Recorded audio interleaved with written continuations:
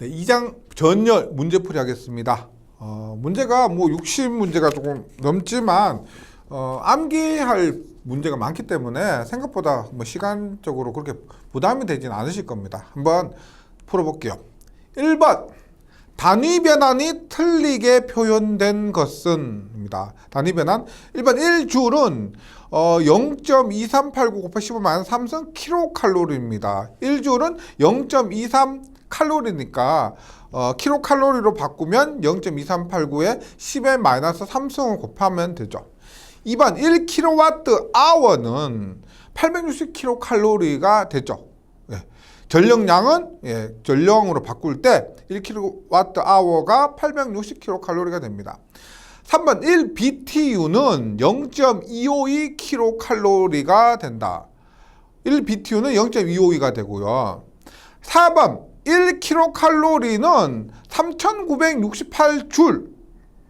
이게 틀렸죠. 우리가 1번을 보면 보세요. 3번에서 1 BTU가 0.252 킬로칼로리입니다. 그럼 1칼로리 얼마예요? 1킬로칼로리 넘어가니까 0.252분의 1 BTU가 되고 이 값이 3.98 BTU 정도가 됩니다. 그래서 지금 1번에서 얘기한 1kcal는 3968 이 부분은 줄로 바꿨을 때 4186이고요. 여기서 말하는 3968은 BTU 있죠. BTU로 바꿨을 때 이런 관계가 성립합니다. 답은 4번. 그 다음에 2번 열 전도율을 표시하는 것은 열 전도율 단위 외우셔야 된다 그랬죠. 와트 퍼 미터 도시가 되고요. 열 전달률입니다. 열 전달률은 와트 퍼 메타 제곱 도시 해서 자주 나온다라고 했고요. 실제 1년에 한 번 정도는 꼭 나오는 것 같아요. 열 전도율과 열 전달률. 따라서 2번의 답은 3번이고 2번이 뭐예요? 보기 2번은 와트 퍼 제곱미터 도시는 열 전달률입니다. 꼭 구분을 해주시고요.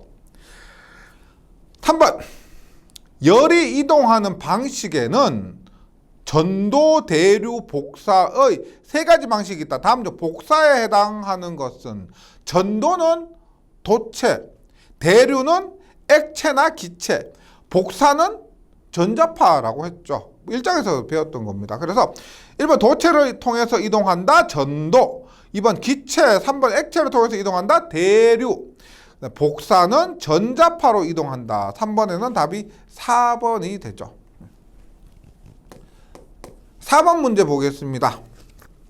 어떤 전열기에서 5분 동안 90만 줄의 일을 했다고 한다. 이 전열기에서 소비한 전력은 몇 와트인가? 지금 5분, 시간이 5분이고요. 한 일이 W가 90만이고요. 소비한 전력 P는 묻습니다. 따라서 우리가 W는 한 일은 PT가 되고 묻고 있는 전력 P는 T분의 W입니다. 다만 이때 W의 단위가 줄이고 그 전력의 단위가 와트고요. 이렇게 됐을 때 시간의 단위는 뭐예요? 세컨입니다. 초. 따라서 지금 전력을 구할 때 단위를 잘 지켜주셔야 됩니다. 1의 단위는 줄이니까 90만 그대로 들어가고 T는 5분인데 말씀드렸지만 세컨라고 했죠. 와트 세컨입니다. 그래서 5분이니까 60을 곱해줘야 초로 바꾸는 거죠. 5분은 300초가 됩니다. 300초. 그래서 계산하니까 3000줄, 4번에는 4번 3000줄이 됩니다. 5번 유사한 문제죠. 500와트는 몇 칼로리 퍼 세컨인가 합니다. 500와트는 몇 칼로리 퍼 세컨인가? 우리가 열량입니다. 열량은 다시 4번부터 볼게요. 에너지는 PT요, PT. 네. 열량은 에너지에다가 0.24를 곱한 거죠. 0.24를 곱한 겁니다. 따라서 어떻게 0.24 PT로 바꿀 수가 있습니다. 0.24 PT. 그러면 지금 묻는 게 뭐냐면 보세요. 열량의 단위니까 단위는 칼로리가 되고요. 묻고 있는 게 뭐냐면 단위가 보세요. 칼로리 퍼 세컨입니다. 그럼 지금 얘가 단위가 세컨이라 그랬죠. 4번에서 세컨입니다. 그러면 칼로리 퍼 세컨가 되려면 T가 넘어가요. 보세요. T분의 H는 T가 넘어갔으니까 이것이 칼로리 퍼 세컨 이렇게 되는 거고요. 그럼 어떻게 돼요? T가 넘어갔으니까 0.24P. 이것만 구하면 됩니다. 0.24P. 그래서 500W는 얼마? 0.24 곱하기 500 하니까 약 120입니다. 약 120. 120. 답은 4번. 네. 이런 문제 실제 했죠. 시험장에서 맞닥뜨리면 엄청 간단한데 굉장히 많이 틀리세요. 이런 단위가 칼로리 퍼 세컨. 네. 이런 건 방법이 없습니다. 계속 연습해 보시는 거예요. 그냥 계속 연습하고 하다 보면 이런 풀이나 이런 문제들이 반가워질 때까지 연습하는 겁니다. 이게 당황스럽다. 아직 연습이 덜 된 거. 네, 그렇게 이해해 주시고요. 5번에는 4번입니다. 6번 볼게요. 6번. 500W의 전열기를 전격 상태에서 1시간 사용할 때 발생하는 열량은 몇 킬로칼로리인가 합니다. 동일한 공식을 이용한 문제가 계속 나오고 있습니다. 몇 칼로리라고 했기 때문에 열량 H는 지금 전력 주어졌고 시간이 주어졌죠. 그래서 H는 0.24에 W니까 PT. 0.24에 전력이 500입니다. 500. 시간은 초라 그랬죠. 세컨. 그러면 1시간이면 몇 초요? 3600초입니다. 이렇게 하면 단위가 뭐요? 칼로리가 되죠. 칼로리. 그럼 킬로칼로리로 바꾸면 어떻게 됩니까? 여기에 킬로칼로리를 바꾸면 킬로가 들어가는 대신에 10의 마이너스 3승을 곱해주시면 되죠. 그러면 432 킬로칼로리가 된다. 6번에는 답이 1번 약 얼마라고 했기 때문에 430이 되고요. 그 다음에 제가 계속 0.24라고 했는데 원래 0.24가 아니고 0.23 얼마 값이죠. 원래 이 정확하게 하려면 4.18분의 1을 넣어서 계산해야 됩니다. 근데 약 근사값으로 0.24라고 했는데 우리 객관식에서는 어차피 보기 중에서 가까운 거 찾으니까 0.24 해주셔도 됩니다. 실제 시험에서도 실기시험에서도 나왔다면 근사값으로 해주셔도 됩니다. 근데 약간씩 정확한 값을 대입했을 때와 오차가 발생하는 거 그런 부분 때문에 설명을 드리는 거고요. 정확하게 대입하면 4.18분의 1 0.23 얼마를 넣는 것이 맞죠. 7번입니다. 15매 저항에 10A 전류를 10분간 흘렸을 때 발열량은 몇 킬로칼로리인가? 동일합니다. H는 0.24 PT. 그런데 전력이 주어지지 않고 전류와 저항이 주어졌죠. 그럼 전류와 저항으로 전력을 구하는 방법 P는 뭐다? VI도 있고 R분의 V제곱도 있고 I제곱 R도 있는데 전류와 저항이 주어졌으니까 이 공식을 대입하면 됩니다. 그래서 0.24 곱하기 P 얼마? I제곱 R에다가 시간 T 다 곱하면 되죠. 전류가 10A야. 예. 저항이 10옴.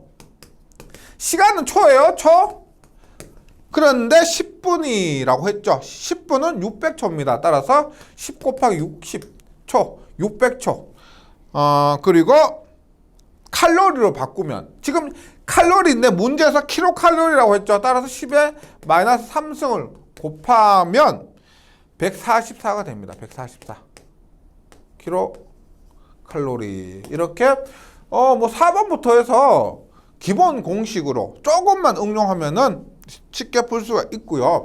이런 문제에서 부족하다, 틀렸다, 뭐 그렇게 부족하다 느끼시면 더 연습하셔야 됩니다. 이런 문제 틀려서는 합격하기가 어렵습니다. 합격을 위해서 반드시 맞춰야 될 그런 문제들 명심해 주시고요. 8번입니다. 이제 조금 응용으로 한번 가보는데 볼게요. 인가전압 100V인 회로에서 매초 0.24kcal를 발열하는 전열기가 있다. 이때 전열기의 용량 몇 와트 전력 P를 구하는 거고요. 있고 이 전열기가 사용하고 있을 때 저항값이 또 얼마냐 하고 묻습니다. 얼마냐 묻습니다. 그럼 볼게요. 일단 열량이 주어졌고요. 열량은 뭐 구체적으로 제가 이 문제에서 좀 더 구체적으로 풀어야 정확한 값을 대입해야 보기에 있는 값과 비슷합니다. 원래 0.24 PT라고 했는데 0.24 대신에 4.18분의 1 PT로 해볼게요. 그렇게 했을 때 먼저 용량을 구합니다. 용량 P는 어떻게 P? P는 넘어가니까 T분의 Q 곱하기 4.18입니다. 맞죠? 전력 P는 넘어가니까 4.18이 곱해지고 T가 분모오고요. 이때 보세요. 매초 0.12kcal를 했기 때문에 T는 매초니까 1이 됩니다. 그 다음에 Q는 킬로칼로리 0.12kcal면 칼로리로 바꾸면은 120이 되죠. 120. 네, 그래서 4.18 곱하기 120이 되죠. 그러면은 4.18 곱하기 186 정확하면 4.186입니다. 4.186 곱하기 120 하니까 502.3. 이 문제에서 0.24로 계산을 하게 되면은 거의 500이 됩니다. 500. 네. 그래서 보기와 약간 다른 값이 나오기 때문에 구체적인 값을 집어넣고요. 이렇게 계산하면 P는 502.3이 됩니다. 그 다음에 이제 저항을 묻습니다. 저항. 보세요. Q는 여기서 그냥 계속 풀어볼게요. Q는 이 공식 이용해서 4.18분의 1에 18분의 1에 P에 T 공식 앞에 썼던 공식 있죠. 여기에서 전압 100V가 주어졌고요. 저항을 묻습니다. 그럼 어떻게 해요? 4.186 1에 P는 어떻게? 저항과 전압이 들어간 전력의 공식은 R분의 V의 제곱이죠. T 이렇게 됩니다. 그래서 R은 대입한 1.186 넣어가니까 막 Q분의 V의 제곱 곱하기 T. Q가 120에 V가 100이죠. 시간은 1초 해서 대입하면은 19.9가 됩니다. 약 19.9.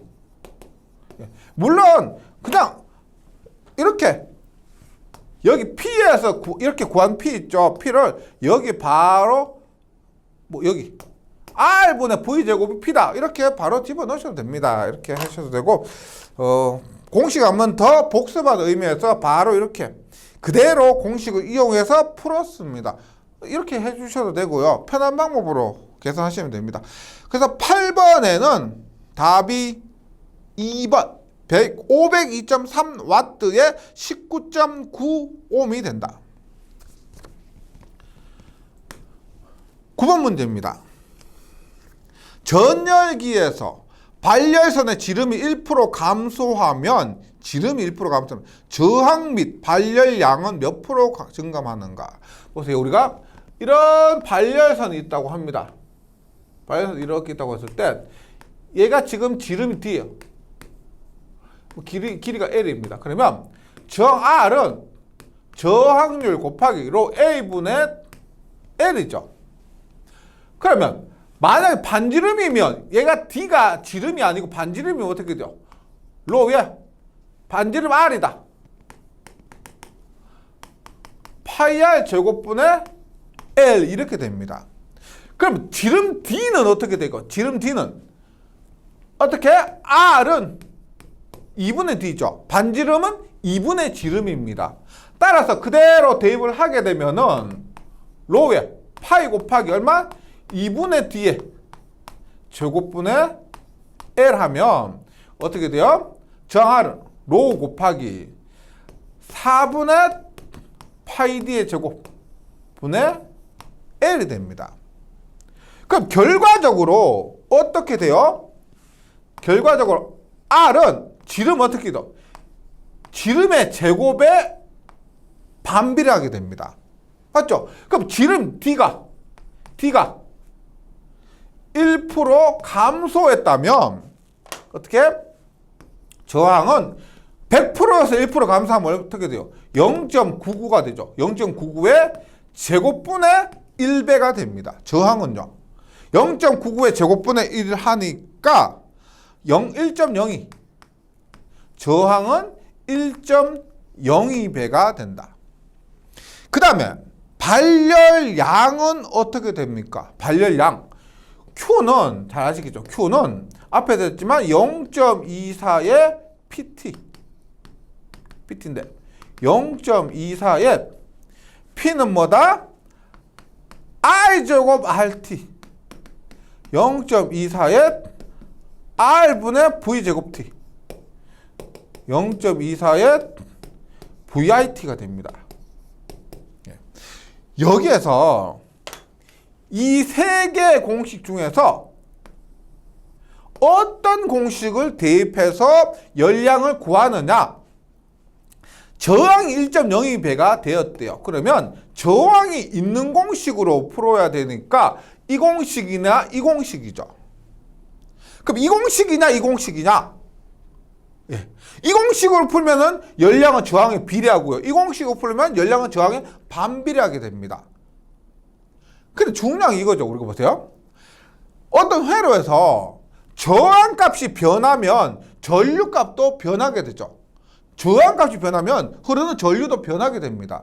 그래서 이 공식은 적절하지가 않다는 거예요. 이 공식은 뭐냐면 일정한 전압에 이 저항값이 변해요. 그렇다고 해서 전압값이 변하는 거 아니죠. 일정한 저항에 일정한 저항값에 일정한 전압을 공급했기 때문에 저항이 변하더라도 전압이 변하는 건 아니에요.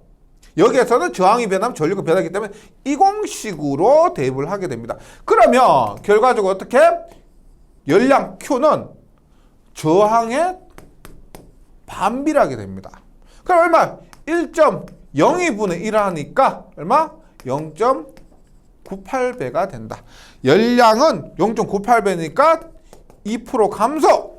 열량은 2% 감소, 발열량 2% 감소해서 9번에는 1번입니다. 이 문제 약간 좀 복잡한데요. 쭉 한번 이해해 보세요. 네, 정리를 해 보시기 바랍니다. 9번에는 1번이었고 계속해서 10번 문제로 넘어가 보겠습니다.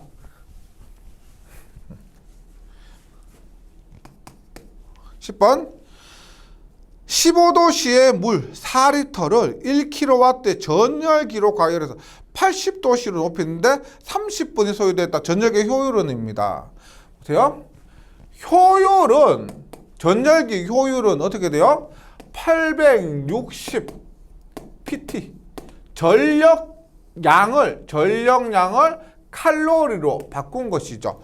전력량에다 860을 곱하면 열량 칼로리가 됩니다. 분해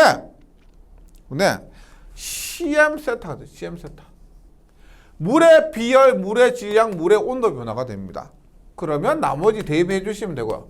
860 곱하기 전력 P가 1kW가 되고요. 1kW고 이때 시간 뭐요? 우리가 1kWh는 860kcal이기 때문에 이렇게 구한 대입한 H는 hour란 거죠. 시간입니다. 시간. 그럼 분이 지금 시간이 30분이에요. 그 30분 시간으로 바꾸면은 0.5시간이 되죠.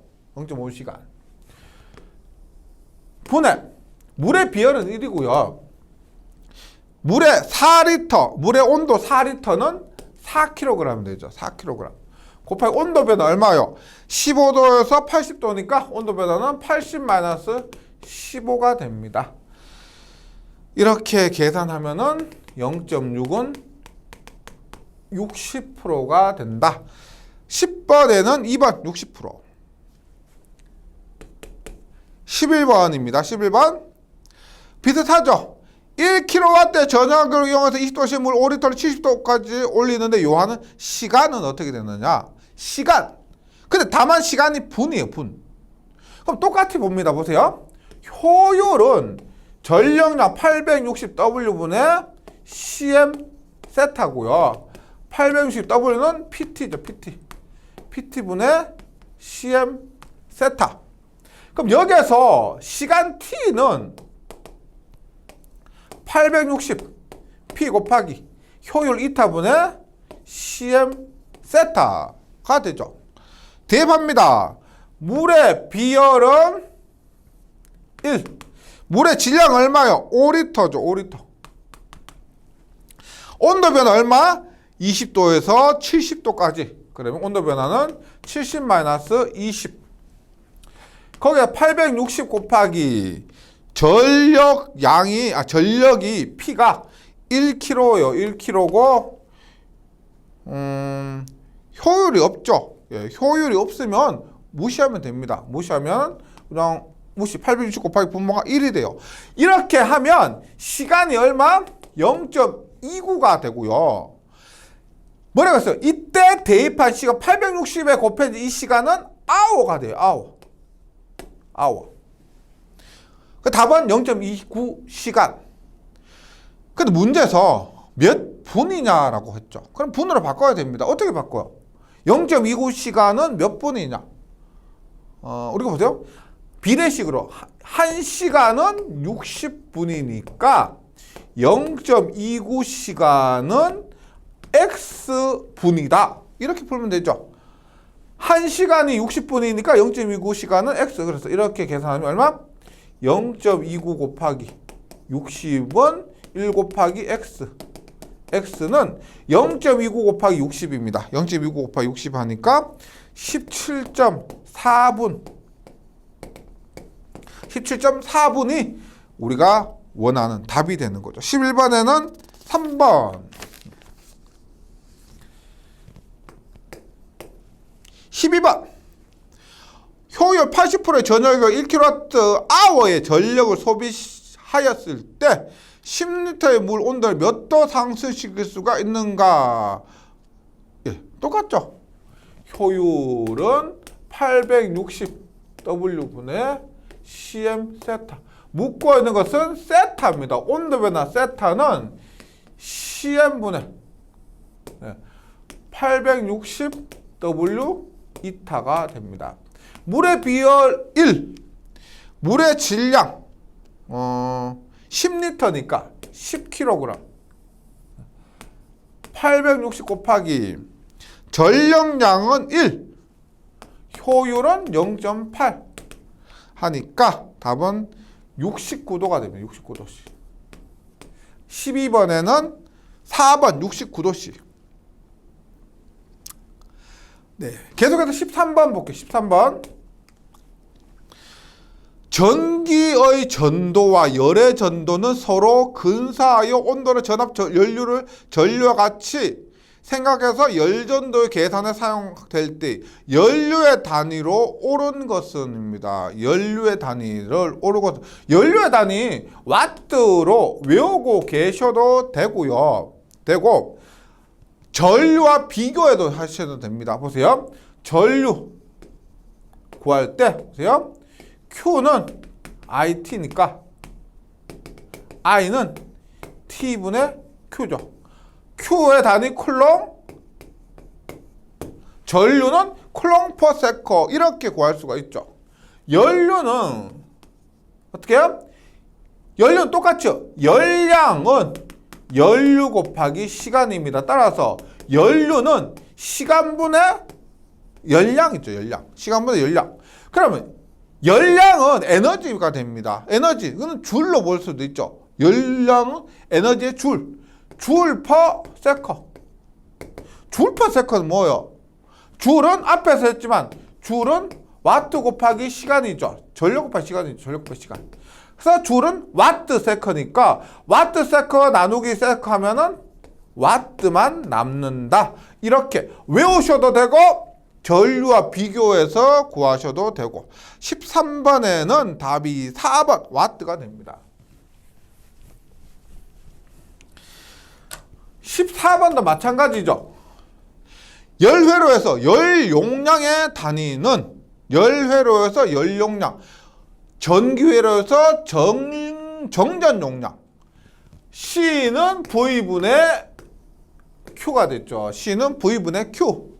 맞죠? 그래서 전기에서 페럿이 되는데 열용량은 전기량 대신에 열량 그리고 V 대신에 세타가 됩니다. 열량의 단위보다 줄, 세타의 단위 도시가 되죠. 줄 퍼 도시. 14번에는 2번. 이렇게 비교해서 구하는 것이 가장 제가 권해드립니다. 시간은 좀 더 걸릴 수가 있죠. 그러니까 문제를 그냥 외웠다. 그러면 외웠다. 문제 답, 문제 답. 우리가 연료의 단위 와트, 그 다음에 열 용량의 단위 줄 퍼 도시 이렇게 외우셔도 되지만 시간도 더 짧지만 막상 시험장 갔을 때 뭐가 더 정확하고 당황하지 않고 답을 찾아낼 수 있느냐 그리고 더 오래 가느냐를 생각했을 때 제가 말씀드린 그 과정 조금 더 거치는 것이 더 확실한 공부라고 말씀드리고 싶습니다. 계속해서 15번 연료의 발열체 온도로 T1, 피열체 온도로 T2 물체의 크기, 거리, 형태, 복사율 등에 따라서 결정되는 상수를 파이, 스테판 볼츠만 상수를 시그마라고 할 때 발열체 표면 전력 밀도 WD의 공식은 WD는 우리가 보세요. 일반적으로 주어진 상수에다가 온도는 4제곱입니다. 큰 데서 작은 데 빼면 돼요. 그래서 상수 파이, 그 다음에 스테판 볼츠만 상수 시그마에다가 곱해요. 온도는 4제곱입니다. 근데 큰 데서 작은 데. 연료원의 발열체 온도, 그 다음에 피열체 온도를 1, 2라고 하면 1의 4제곱 마이너스 2의 4제곱 해서 단위는 와트 퍼 제곱 센티미터가 됩니다. 답은 3번이에요. 15번에는 3번. 이 공식의 형태만 이해해 주시면 되고요. 실제 곱하는 경우 계산 문제는 거의 없을 겁니다. 이제 16번부터 암기하셔야 될 문제들입니다. 한번 이론 공부하셨던 거 쫙 정리하면서 그리고 여기에서 이런 공부했던 것 찾아가면서 있죠. 앞에서 보면서 확인하고 문제 확인하고 이런 식으로 반복하면 실력 느실 거예요. 16번 봅니다. 간접적인 저항 가열에는 발열체가 필요하죠. 간접 저항 가열에 발열체 필요했죠. 이때 발열체 필요 조건으로 볼 수 없는 것은 1번 저항의 온도 계수가 양수로서 작을 것. 발열체는 저항의 온도 계수가 양수고 작아야 됐습니다.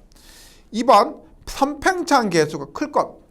선팽창 계수 부분에 있어서는 제가 1장에서 공부했던 필라멘트도 그렇고 발열체도 그렇고 선팽창 계수는 작아야 된다 그랬죠. 온도가 올라감에 따라서 늘어나는 것이 좋지 않습니다.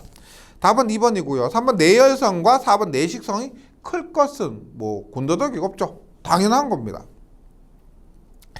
17번 발열체 중 최고 사용 온도가 가장 높은 것은 최고 사용 온도가 가장 높은 것은 우리가 금속 발열체가 있고 비금속 발열체가 있었는데 그 중에서 비금속 발열체, 탄화규소 발열체가 1400도까지 올라갔었죠. 탄화규소 발열체 1400도로서 가장 높았고요.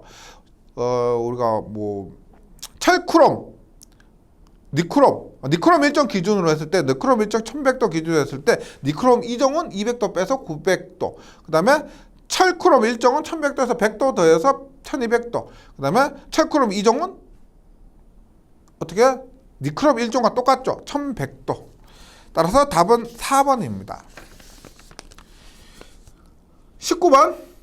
전기로가 고온으로 된 경우 전류를 공급하는 데에는 내열성이 좋은 전극이 필요하다. 전기로에 사용되는 전극이 구비해야 할 조건으로 옳지 않은 것은 전극입니다. 그런데 전기로에 사용되니까 어느 정도 열적으로도 견디어 줘야 되는 거죠. 1번 고온에 강할 것, 2번 고온에서도 기계적 강도가 클 것, 3번 도전율이 작을 것. 전극이니까요. 더 전극은 전류가 잘 흘려야 됩니다. 전류가 잘 흐르려면 저항이 작아야 되고, 저항이 작으려면 도전율은 커야 되겠죠. 답은 3번입니다. 3번 열의 전도율이 작을 것. 전극이기 때문에 발열체와 다르게 열의 전도율은 작아야 됩니다. 답은 3번.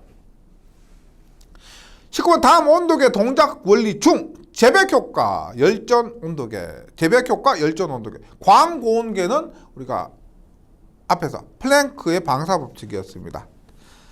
3번이고요. 2번 다음 중 열전대 조합이 아닌 것은, 열전대 했을 때 콘구철이라 그랬죠. 콘구철. 콘스탄탄. 과는 콘스탄탄과 구리. 콘스탄탄과 철. 콘구철. 그 다음에 알크백. 알루메 크루멜. 알루메 크로멜. 알크. 그 다음에 백은 뭐요? 백금, 백금 로듐입니다. 없는 거 뭐요?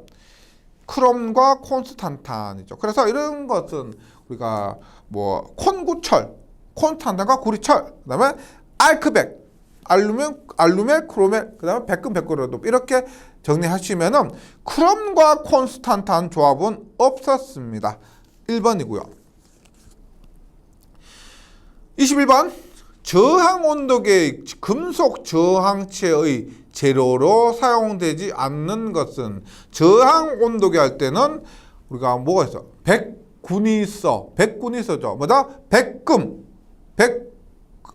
백군이 있어. 그래서 백금, 니켈이죠.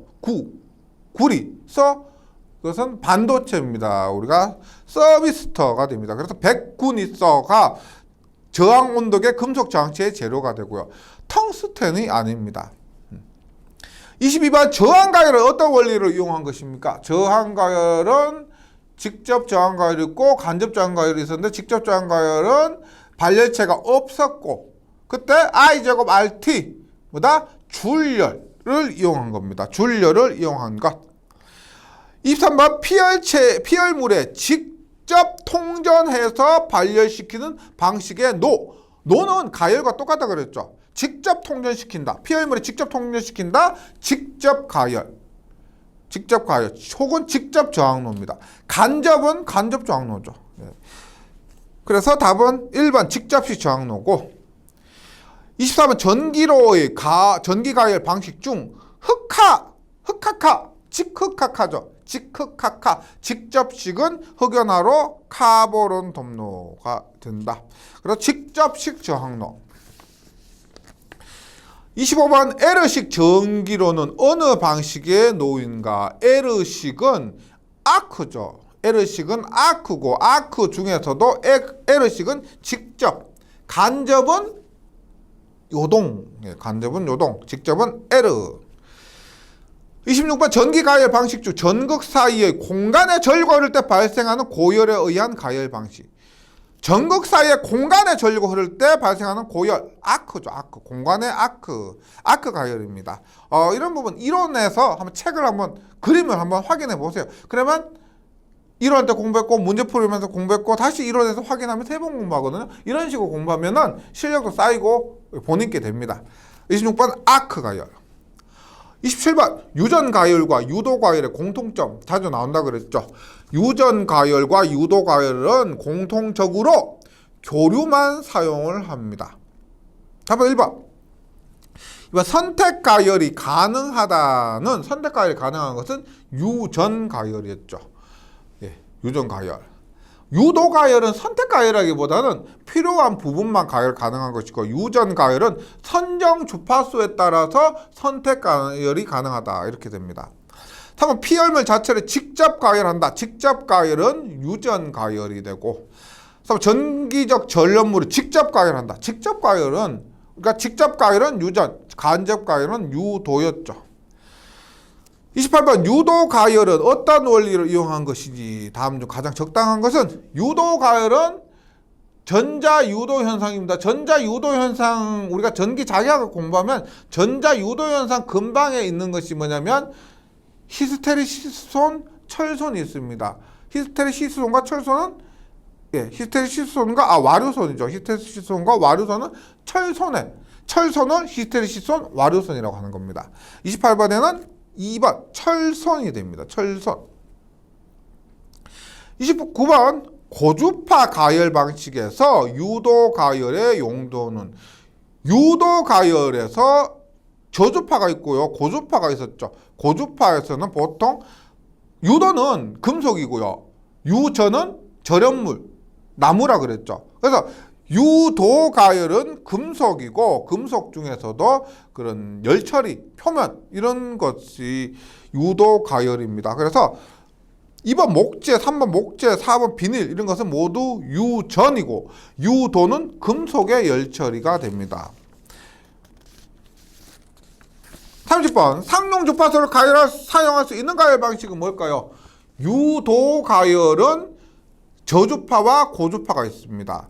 유도 가열에서 저주파는 상용 주파수 60Hz를 사용하고, 유도 가열에서 고주파는 5에서 20kHz의 주파수를 사용합니다. 그래서 상용 주파수를 사용할 수 있는 가열 방식이 저주파 유도 가열입니다. 답은 3번이 되고요. 3번이 되고, 31번 선정 주파수에 따라서 선택 가열이 가능한 가열 방식은, 말씀드렸지만 선택 가열하면은 유전 가열이라고 했습니다. 선택 가열은 유전 가열, 유도 가열은 필요한 부분만 가열하는 거고요. 4번이 답입니다. 32번 전기적 절연물을 직접 가열한다. 절연물, 유전체, 유전체가 절연물이니까 유전 가열. 이렇게 단어 하나만 보고도 답을 찾을 수 있습니다.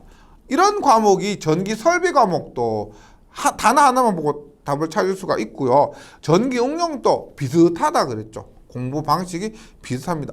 절연물을 가열한다. 유전체 손을 이용한다. 유전 가열. 33번 유전 가열을 이용하지 않는 것은, 유전 가열은 유전체, 목재, 비닐이라고 했습니다. 따라서 구리의 용접, 구리는 도체죠. 절연체, 유전체가 아닙니다. 답은 4번. 34번 계속 나옵니다. 유전체 자신을 발열시키는 유전 가열의 특징으로 틀린 것은, 유전 가열의 특징. 이번 열이 유전체 손에 의하여 피가열물 자체 내에서 발생합니다. 피가열물 자체에서, 직접 가열의 종류니까요. 이번 온도 상승 속도가 빠르고 온도가 임의로 제어도 됩니다. 다음은 내부 가열 방식인 경우 표면이 과열될 우려가 없다. 표면이 과열될 우려도 없습니다. 4번 전 효율이 좋고 설비비가 저렴하다.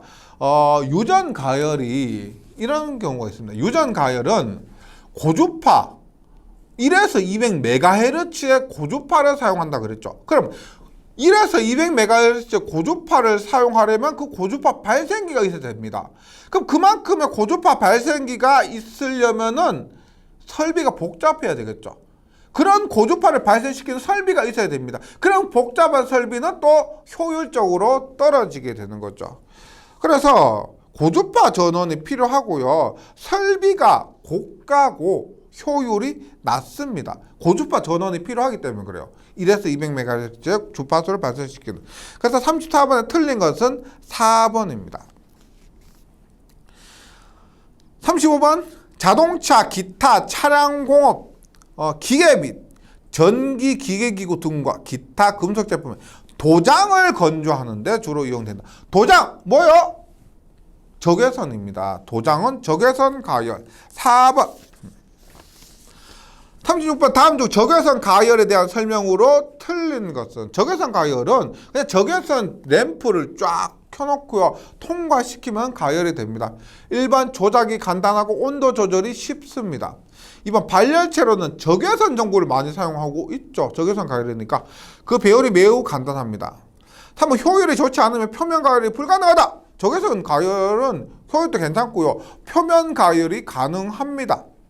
가능하고 3번 고온 물질에서 나오는 적외선 조사에 의하여 건조에 필요한 열량을 재료해 주는 것이 적외선 가열이 맞죠. 37번 전열 방식의 종류 중 전자의 충돌이 전자빔이라고 그랬죠. 전자의 충돌이 전자빔 가열입니다. 4번 38번 전자빔 가열의 특징이 아닌 것은 전자빔 가열의 특징이 아닌 것은 1번 에너지 밀도나 분포를 자유로 조절할 수 없다. 전자빔이 조절할 수 있겠죠. 전자빔 가열은 전자 충돌을 많이 시키면 세질 것이고요. 적게 충돌시키면 약해질 겁니다. 그래서 에너지 밀도나 분포를 자유로이 조절할 수 있다. 틀린 것은 1번이고요. 이번 고용점 재료 및 금속박 재료의 용접이 쉽다. 뭐 필라멘트 이런 거. 진공중에서 가열이 가능하고요.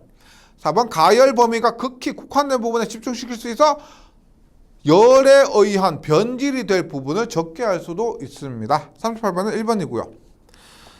39번 전자빔으로 용이하는 고융점 활성 금속 재료는 뭐 교재에 나왔었지만 탄탈, 지르코늄, 텅스텐 이런 것들입니다. 몰리브덴도 있고요. 전자빔으로 용이하는 고융점 활성 금속 재료라고 했는데 1번 뭐 니크롬 2종, 2번 철크롬 1종, 3번 탄화교소 이건 뭐예요? 앞에서 나왔죠? 익숙하죠? 뭐? 발열체 종류입니다. 철크롬 1종, 니크롬 1종, 철크롬 2종, 니크롬 2종, 탄화교소 발열체 종류예요. 고융점 활성금속 재료는 탄탈과 지르코늄, 몰리브덴 이런 것들이고 대표적으로 텅스텐이 있습니다. 40번 화학공업 제품의 생산에 전기로를 이용하면 다른 연소로에 비해 장점이 아닌 것은 전기로입니다. 전기로. 1번 불순물의 혼입을 막을 수가 있죠. 전기로입니다. 우리가 밀폐시켜 놓고요 녹이는 거요. 그래서 불순물의 혼입 막을 수 있고 2번 광범위한 온도도 얻을 수가 있고 3번 정밀도가 높은 온도 제어도 가능합니다. 열을 우리가 어떤 원하는 열을 얻기 위해서 전류 등을 조절하면 되는 거죠. 3번 열 효율이 낮다. 다른 거 예를 들어 뭐 장작을 태워서 가마를 굽는데 우리가 뭐 장작을 태워서 이런 것들보다 전기를 이용해서 로를 만들면 열 효율이 높습니다. 타 방법에 비해서. 41번 다음 중 전기로의 가열 방식이 아닌 것은 전기로 가열 방식 3개 있었죠. 가열과 마찬가지로 저항 가열, 아크 가열, 유도 가열이 있었습니다. 유전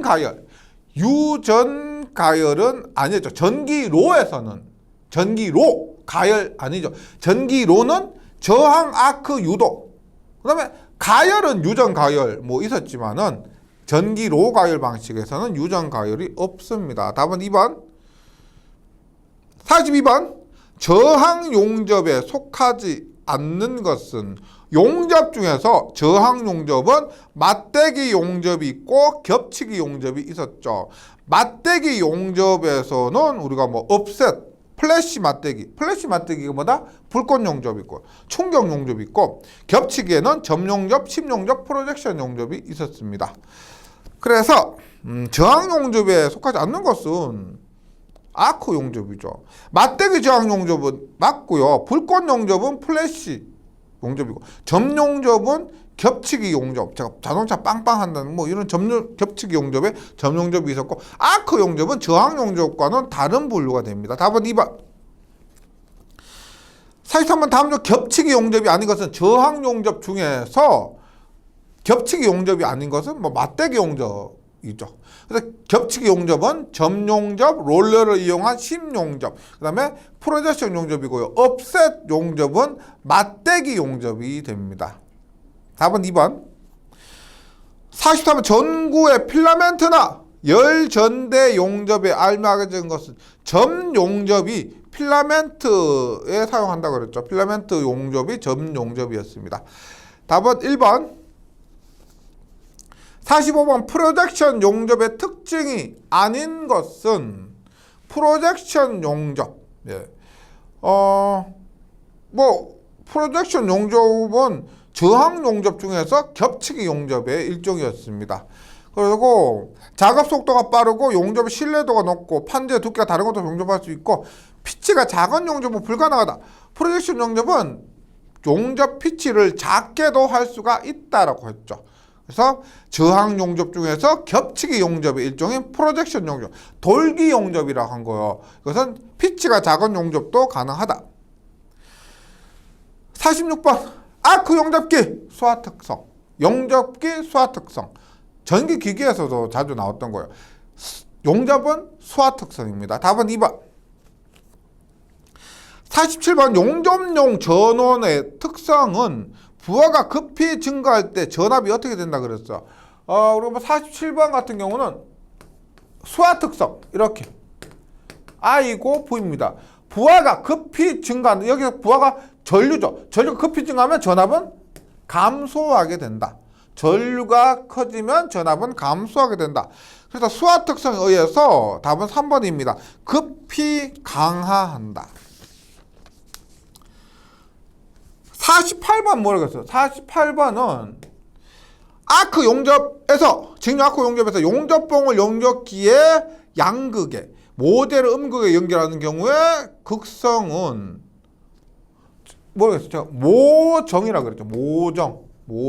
어머니의 정입니다. 사랑입니다. 이거 모재 플러스일 때 정, 목은 모재 마이너스일 때 부, 혹은 역극성이 될 겁니다. 모재 마이너스일 때 역극성, 부극성. 따라서 48번은 모재 음극을 연결했기 때문에 역극성이 됩니다. 49번 알루미늄 마그네슘의 용접. 알루미늄 마그네슘 용접 나오면 불활성 가스 용접이라고 했죠. 알루미늄 마그네슘 불활성 가스 아크 용접입니다. 50번 불활성 가스 용접에서 아르곤과 헬륨이 사용되는데 아르곤 가스가 헬륨보다 더 널리 사용된다 그랬죠. 이유가 아닌 것은 아르곤이 전리전압이 낮아서 아크의 발생과 유지가 쉽고 피포작용이 강해서 기류가 견고하고 가스 필요량이 적으면 가격이 저렴한데 용접면의 산화방지 효과는 헬륨이 더 크다 그랬죠. 용접면의 산화방지는 헬륨이 더 큽니다. 근데 일단 아르곤이 전체적으로 더 많이 사용되는데 산화방지 면에서는 헬륨이 더 낫다. 그래서 답은 3번입니다. 51번 저항 용접에서 접합면의 일부가 녹아 바둑알 나오면 너깃입니다. 너깃 애들 좋아하는 그 반찬 이름 비슷하죠. 너깃 바둑알 모양 너깃입니다. 바둑알 너깃. 슬러그는 용접하고 난 찌꺼기 이런 거 그 슬러그고요. 용입은 용접부에서 뭐 표면과 금속 밑에까지 그 거리를 용입이라고 합니다. 플럭스는 용접할 때 금속 그 산화 방지를 위해서 그 피복하는 것을 플럭스라고 그럽니다. 그래서 바둑알 너깃 이렇게 외워주시고요. 52번 초음파 용접의 특징이 아닌 것은 초음파를 이용한 간접 용접이죠. 일반 이종 금속의 용접도 가능하다. 다른 금속의 용접도 가능하고요. 고체 상태에서 용접함으로 열적 영향이 적다. 열적 영향이 더 적습니다. 3번 가열이 필요하지 않는다. 가열이 필요하지 않다. 외부 가열이 필요하지 않다가 맞고요. 4번 가압하동이 적기 때문에 변형도 적습니다. 52번에는 답이 2번이고요.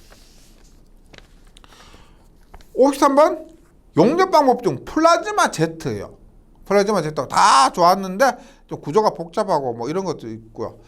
틀린 것은 1번 에너지 밀도가 커서 안정도가 높고 보유량이 크고 2번 용접 속도도 빠르고 3번 피부가스를 이중으로 사용할 필요가 있고 토치 구조가 복잡하고요. 4번 뭐 이렇게 토치 구조도 복잡하고 피부가스를 이중으로 사용하는데 균일 용접이 어려우면 안 되겠죠. 플라즈마 용접은, Z 용접은 균일 용접이 가능합니다. 54번. 진공도가 10의 -4승에서 10의 -5승 수운조 밀리미터 정도의 진공 중에서 가열된 텅스텐 합고 용구로부터 튀어나온 전자를 직류 고전압으로 가속해서 피용접물에 집중해서 용접하는 방법은 뭐예요? 전자를 직류 고전압으로 가속해서 전자빔을 만드는 거죠. 전자빔 용접이고, 진공도는 10의 -4승에서 15의 -5승 정도가 됩니다. 54번에는 1번. 55번. 용접부의 비파괴 검사에 필요 없는 것은, 비파괴 검사는 우리가 방사선 검사, 감마선 검사 있죠. 감마선 검사 이런 것 방사선 검사고, 자기 검사 있고 초음파 검사가 있습니다. 고주파 검사는 비파괴 검사에는 상관이 없고요. 그 다음에 비파괴 검사에 여기 하나 더 들어간다면 유관에 의한 외관 검사, 이런 것도 비파괴 검사가 됩니다. 55번에는 답이 1번이고요. 56번. 다음 중 전기 건조 방식의 종류가 아닌 것은 건조입니다. 건조는 어떤 게 있을까요? 간단하게 적외선 있을 것이고, 그 다음에 고주파 있을 것이고, 그 다음에 전열 건조, 세 가지가 있습니다. 적외선, 고주파, 전열 건조고, 자외선. 적외선도 되니까 자외선도 되지 않을까? 자외선은 뭐라 그랬어요? 1장에서 말씀드렸지만 자외선은 향균, 화학, 살균 이런 거죠. 화학적인 살균하는 것이지 건조는 아닙니다. 열을 내는 것이 아니죠. 56번에는 3번 자외선 건조는 없습니다. 57번 적외선 건조와 관계없는 사항은 적외선 건조 1번 표면 건조에 적합하고요. 2번 두꺼운 목재 건조. 적외선은 표면입니다. 두꺼운 목재 건조는 56번 보기 중에서 선택한다면 고주파 건조가 되죠. 3번 적외선 건조는 건조기의 유지비가 적게 들고 구조가 간단합니다. 57번은 2번. 58번 적외선 건조에 대한 설명으로 틀린 것은, 적외선 건조 효율이 좋고 온도 조절이 쉽고 많은 장소가 필요하지 않는데 대류열. 뭐요? 적외선은 뭐다? 복사열입니다. 복사열. 몇 번 나왔죠? 지금까지. 몇 번 나왔던 복사열을 이용합니다. 대류열이 아닙니다. 59번 내부 가열에 적당한 전기 건조 방식은 뭐다? 건조라고 하면은 적외선 건조, 고주파 건조가 많이 사용되는데 내부 가열은 고주파, 외부는 적외선입니다. 자외선 건조는 없다 그랬죠. 아크 건조도 없습니다. 건조를 시키는 아크, 불꽃 튀면 타버리죠. 아크 건조도 없습니다. 60번 금속의 표면 열 처리에 이용하며 도체 고주파 전류를 통하면 전류가 표면에 집중하는 현상이 뭐예요? 표면 열 처리, 표면, 표피 효과. 60번에는 1번. 61번. 금속이나 반도체 전류를 일단 흘려놓고 이것과 직각 방향으로 자개를 가합니다. 그러면 자개 방향을 포함하는 면에 대해서 수직인 방향으로 기전력이 발생한다. 전류를 흘리고 자개를 가하면 그것과 수직인 방향으로 기전력이 발생하는 거, 홀 효과. 62번입니다. 서로 관계 깊은 것들끼리 짝지은 것이다. 옳지 않은 것은 1번 유도가열. 유도가열은 전자 유도 현상은 철손, 와류손, 히스테리시손, 철손이라고 그랬죠. 그래서 유도가열은 와전류손 맞고요. 2번 형광등, 스토크스의 정리. 표면가열은 60번에서 했지만 표면가열은 표피효과. 3번 열전온도계. 조금 전에 나왔습니다. 열전온도계 뭐다? 제어백 효과죠. 제어백 효과를 이용한 것이다. 네, 이렇게 2장 문제풀이까지 했습니다. 2장을 했는데 처음에 계산 문제가 부담되는 것이 좀 있지만 대부분 잘 정리해서 암기하는 문제들이에요. 그래서 이론적으로 잘 정리, 문제 반복, 이 정석입니다. 너무 깊이까지 하실 필요는 없습니다. 이렇게 반복해 주시면 자신 있게 2장 정복할 수가 있습니다. 네, 이렇게 말씀드리고요. 저는 3장에서 다시 뵙도록 하겠습니다. 수고하셨습니다.